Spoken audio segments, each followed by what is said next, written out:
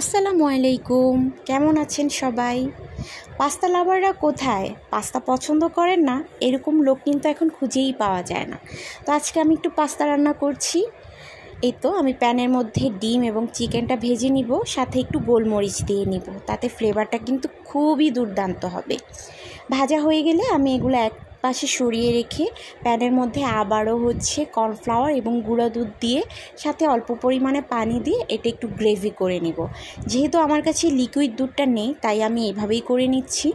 তারপর এর মধ্যে আমি চিলি ফ্লেক্স দিয়ে দিলাম, সাথে একটু সল্ট দিয়ে দিব। এই তো সব কিছু একসাথে দেওয়া হয়ে গেলে আমি এর মধ্যে পাস্তা দিয়ে দিব।